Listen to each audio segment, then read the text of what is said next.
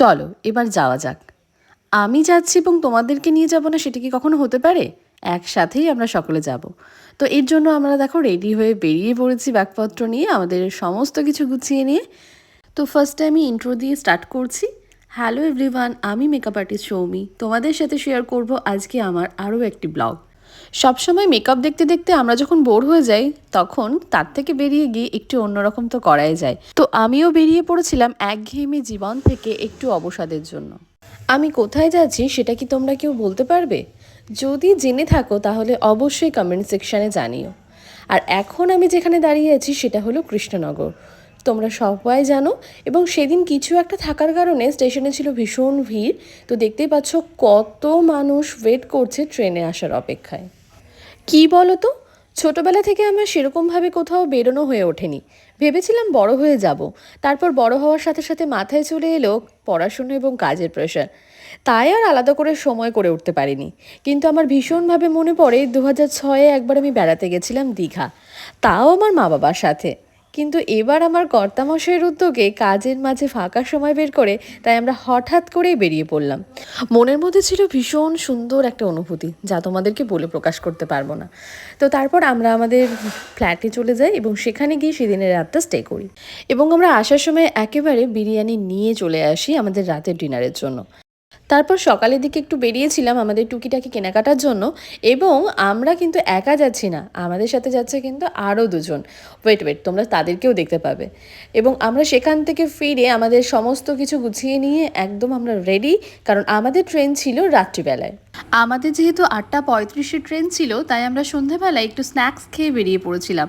আর স্ন্যাক্সে ছিল এই সুন্দর পিৎজা, যেটা আমরা সবাই মিলে খেয়ে বেরিয়েছিলাম। তো আমি রেডি হয়ে গেছি, তো আবারও তোমাদের সাথে দেখা হবে গাড়িতে গিয়ে।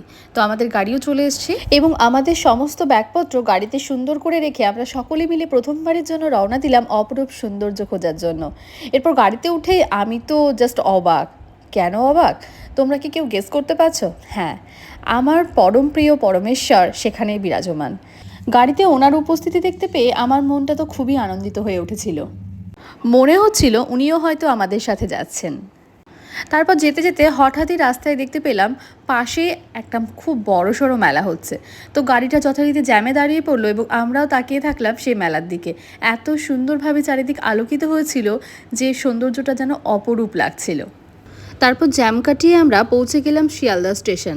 শিয়ালদা থেকে আমাদের ট্রেন ছিল 8:35-এ। তো সেই মতো আমরা কিন্তু তার আগেই সেখানে পৌঁছে গেছিলাম।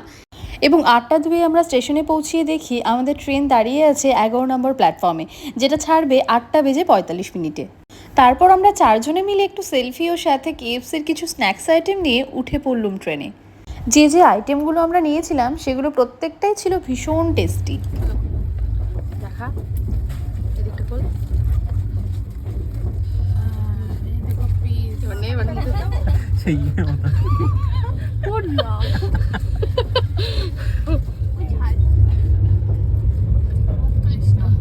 আর সাথে ছিল কোল্ড ড্রিঙ্কস।